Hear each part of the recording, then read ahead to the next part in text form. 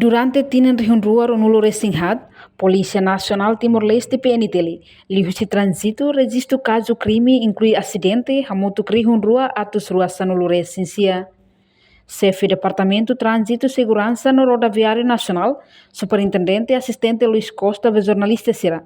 E a sala conferência imprensa Comando Geral Caicoli Dili, terça-feira lorong hito fulan janeiro tinan rihunrua ronulu resinghat.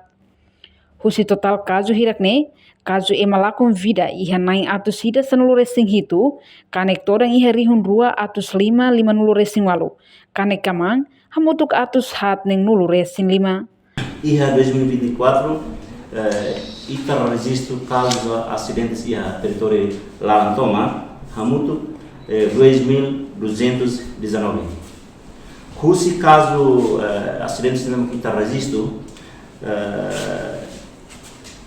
hetan ema lakon vida ne hamutu ema 117 pessoas.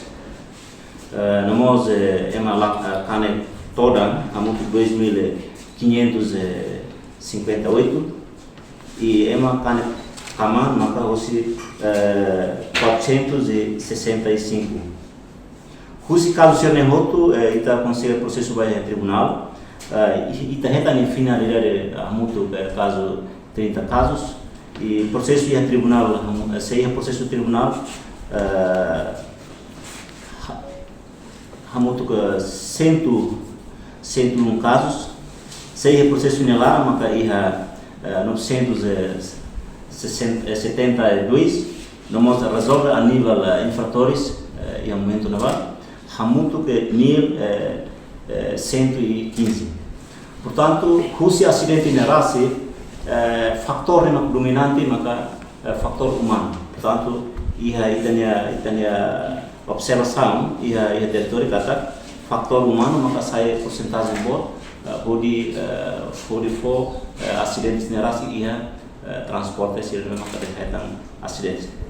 Ini maka hamutu ke faktor humano maka 95%.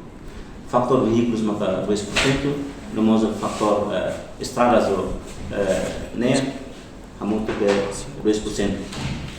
Reportagem Melania Conceição, Televisão Timor-Post. Janela informação ba emohoto. Atua tem informação atual dia kliu, kita haluha, haneham botão subscribe, like, halo comentário no fahe tutang ba media sosial hoto.